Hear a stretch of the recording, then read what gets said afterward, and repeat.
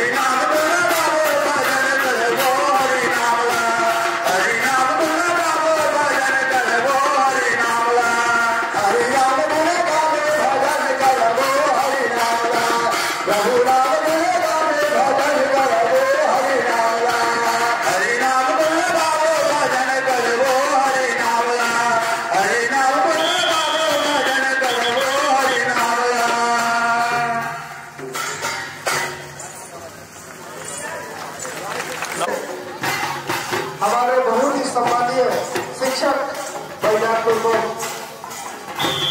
महेश्वर रजवाड़े सरकार जी की ओर से 200 रुपया के नाम प्राप्त हुआ है।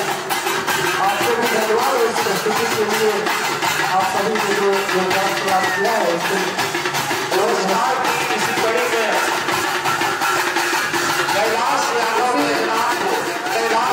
बैजनाथ को की ओर से 100 रुपया पुरस्कार और अभिंद्र बैजनाथपुर की तरफ से 500 रुपए का पुरस्कार प्रदान किया जाता है। आप लोगों को बहुत बहुत धन्यवाद। इसी कड़ी में हम सबसे बहुत ही वरिष्ठ ग्राम पंचायत के हरभजन सिंह बंगाल की ओर से भी 100 रुपया का पुरस्कार आप लोगों को प्रदान किया जाता है।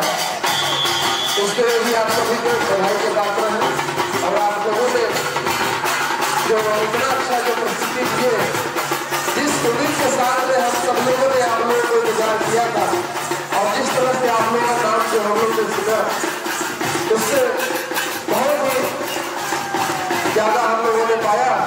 इसी कड़ी में ग्राम पंचायत सरका के पूर्व सरपंच शिव कुमार अगरिया जी की ओर से भी 500 रुपया का इनाम आपको प्राप्त हुए हैं। मैं आप सभी को इस प्रोत्साहन राशि के लिए मैं धन्यवाद ज्ञापित करता हूँ।